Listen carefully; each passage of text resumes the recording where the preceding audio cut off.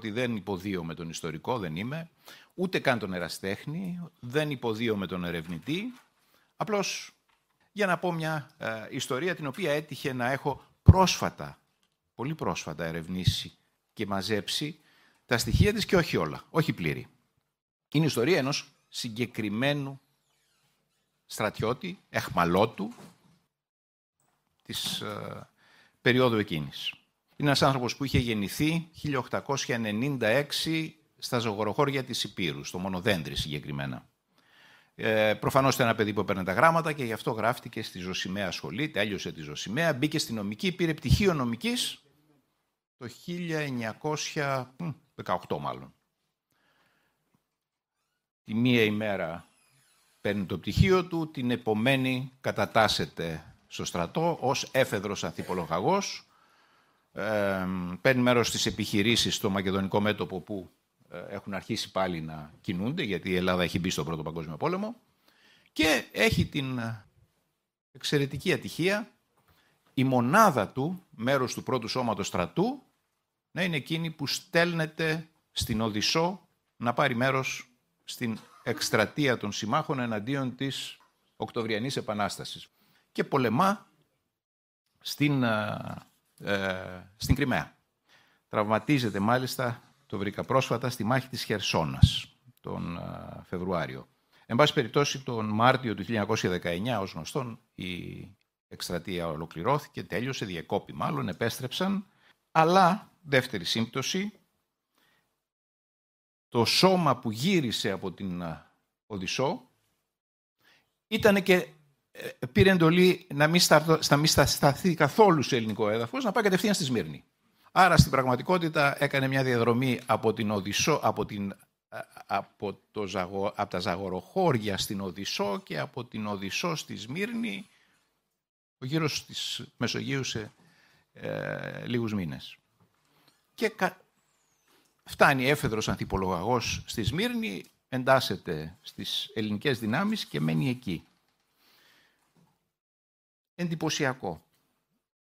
Τον Οκτώβριο του 1921, αρχές Οκτωβρίου του 1921, υπάρχει μια ανάπαυλα των επιχειρήσεων, διότι έχει αποτύχει η μεγάλη ελληνική εκστρατεία Αύγουστο-Σεπτέμβριο, έχουν επιστρέψει στις βάσεις τους οι δυνάμεις και υπάρχει για λίγο μια ηρεμία. Σε αυτήν την ηρεμία παίρνει άδεια, πηγαίνει στην Κομοτηνή, όπου έρχεται η αραβωνιαστικιά του από τα Γιάννενα και κάνουν το γάμο του. Το πιστοποιητικό γάμο έχει ημερομηνία Οκτώβριο του 1921. Επιστρέφει και μετά από λίγο, άγνωστο πόσο, η νεόνυμφη, η γυναίκα του, πηγαίνει να τον βρει. Φτάνει στη Σμύρνη. Αυτό που έχουμε, που βρήκα, είναι μια φωτογραφία. Είναι μια φωτογραφία που είναι οι δυο τους, εκείνος με στολή, εκείνη με ένα φόρεμα, σε ένα χώρο που μοιάζει να είναι στρατόπεδο και πίσω είναι γραμμένο «Ενθύμιον γεννής εχείρ Ιούλιος 1922». Και λες, τι αισιοδοξία, τι άγνοια, τι αφέλεια. Μια κοπέλα από τα Γιάννενα παντρεύεται έναν έφεδρο ανθιπολογαγό στην Κομοτηνή, πάει να το βρει και βρίσκεται στο γεννής εχείρ λίγες μέρες πριν αρχίσει η επίθεση του Κεμάλ και πριν καταρρεύσει το μέτωπο. Αυτή είναι η τελευταία φορά που βλέπονται. Εκείνη βρίσκει έναν τρόπο, γυρίζει προς τη Σμύρνη, φυσικά την προλαβαίνουν τα γεγονότα, αλλά με έναν τρόπο καταφέρνει, και επειδή είχε μαζί της κάποια χρήματα, είχε φέρει χρήματα γιατί είχε πάει με το σκοπό να μείνει για πάντα στη Μικρά Ασία, όπως και ο άντρας της υπέθετε ότι θα μείνει για πάντα στη Μικρά Ασία, δεν θα γυρίσει ποτέ στα Γιάννενα, εκεί θα μείνει για πάντα ο ελληνικός στρατός και θα ενσωματωθεί, ας πούμε, σε μια ελληνική, ας πούμε, πολιτεία που θα έχει έδρα τη Σμύρνη. Καταφέρνει, εν πάση περιπτώσει, με τρόπο που τις λεπτομέρειες του δεν ξέρουμε, αλλά εν πάση περιπτώσει βρίσκει έναν τρόπο με ένα τουρκικό καΐκι, στο οποίο δίνει ό,τι είχε μαζί της και φτάνει. Γυρίζει πίσω φτάνει στην οικογένειά της στα Γιάννενα και τον Απρίλιο του 23, ενώ έχει πάψει να έχει νέα από τον άντρα της και τον θεωρεί κατά πάσα πιθανότητα νεκρό, γεννάει. Διότι εκείνη η συνάντηση τον Ιούλιο του 22 έφερε καρπό και μάλιστα γεννάει δίδυμα. Στο μεταξύ, εκείνος από το γεννή Σεχήρ ακολουθεί τη μονάδα, πηγαίνουν στο Εσκή Σεχήρ, δέχονται την επίθεση, εγκλωβίζονται στην κατάρρευση του μετώπου και συλλαμβάνεται αιχμάλωτος. Είναι ένας από τους αιχμαλώτους. Μένει αιχμάλωτος, έχει στο μεταξύ επανδραγαθία πάρει το βαθμό του υπολοχαγού, τα ίχνη του χάνονται, κανείς δεν ξέρει γι' αυτόν, έχει τη μοίρα των υπολείπων αιχμαλώτων που την ξέρουμε.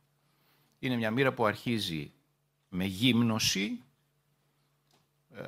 τους παίρνουν τα ρούχα και τα παπούτσια και κατόπιν τους υποχρεώνουν γυμνοί και ξυπόλυτοι να κάνουν τις πορείες. Κάποιοι πέθαναν από την κακουχία, κάποιοι χάθηκαν γιατί τους σκότωσαν, γιατί κατά καιρούς είτε ο όχλος έπεφτε πάνω τους και σκότωνε όποιον έβρισκε, είτε κάποιοι στρατιώτες για πλάκα ή για εκδίκηση βάζαν έναν στην άκρη και τον πυροβολούσαν. Και όσοι επέζησαν όπως επέζησαν. Εκείνος φαίνεται ότι γύρισε τον Αύγουστο του 23 στην επιστροφή, στο κύμα επιστροφών, με το οποίο φαίνεται ότι ήρθαν και οι περισσότεροι που είχαν κάποιο βαθμό στο στρατό. Δηλαδή οι αξιωματικοί φαίνεται ότι έφυγαν με ένα συγκεκριμένο πλοίο τον Αύγουστο του 23. Επιστρέφει στην κατάσταση που έχει καταγραφεί σε πολλές μαρτυρίες για το πώς επέστρεψαν εκείνοι οι αιχμάλωτοι και φτάνει μετά πολλά, με αρχές του 24 πια, να βρει το σπίτι του, ας πούμε, το πατρικό του. Δεν έχει ιδέα τι έχει απογίνει η γυναίκα που παντρεύτηκε και προφανώς δεν έχει ιδέα ότι είναι ήδη πατέρας, ότι έχει δίδυμα. Συνεπώς η μόνη επιλογή ζωής που μπορούσε να κάνει τότε, το πτυχίο της νομικής του ήταν παντελώς άχρηστο, τίποτε άλλο δεν μπορούσε να κάνει, οπότε εκμεταλλεύτηκε την δυνατότητα που του δινόταν να γίνει μόνιμος εξεφέδρων και να ζήσει, να προσπαθήσει να θρέψει την οικογένειά του με τον μισθό του αξιωματικού. Η περιπέτεια δεν τελειώνει εκεί, γιατί είναι πλάκη και στα πολιτικά δράματα της δεκαετίας του 30 και τελικά πολέμησε ως διοικητής τάγματος και στο αλβανικό μέτωπο, γιατί υπηρετούσε στη φρουρά Ιωαννίνων, αλλά ήταν από τους πρώτους που πήγε να πολεμήσει εκεί. Έχουμε μια εικόνα από... Σας λέω λοιπόν αυτή την ιστορία επειδή έτυχε να την ψάξω. Και μάλιστα πολύ πρόσφατα, δεν ήξερα. Και βρήκα ό,τι μπόρεσα να βρω. Τη διηγείσαι και λες, αυτό μοιάζει με μυθιστόρημα, μοιάζει με κινηματογραφική ταινία, ότι δεν είναι δυνατόν. Αλλά είναι. Και στην πραγματικότητα δεν είναι παρά ιστορία ενός από τους πόσοι Έλληνες πολέμησαν στη Μικρασία, 130-140 χιλιάδες είναι το σύνολο των... Είναι κάτι παραπάνω από μια γενιά. Στην απογραφή του 20, ο ανδρικός πληθυσμός στην Ελλάδα συνολικά, από νήπια μέχρι υπερήλικες, ήταν 2,5 εκατομμύρια άνθρωποι. Από αυτόν τον πληθυσμό, 150.000 περίπου ήταν εκείνοι που πήραν μέρος στην εκστρατεία, που πολέμησαν. Αυτό είναι ένα κομμάτι της ελληνικής ιστορίας και ο τρόπος που αποτυπώθηκε στη συνείδηση των ανθρώπων που το έζησε, των οικογενειών τους, με έναν τρόπο συγκλονιστικό, που καθόρισε με πολλούς τρόπους και την κοινωνική και την πολιτική συνείδηση της Ελλάδας. Αλλά είναι ένα χαμένο.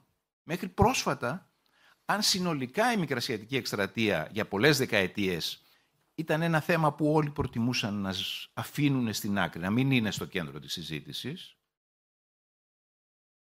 οι τιμένοι στρατιώτες που επέστρεψαν και ακόμη περισσότερο οι αιχμάλωτοι στρατιώτες που επέστρεψαν ήταν κατά κάποιο τρόπο ένα ντροπιαστικό μυστικό για το οποίο καλύτερα να μην μιλάμε.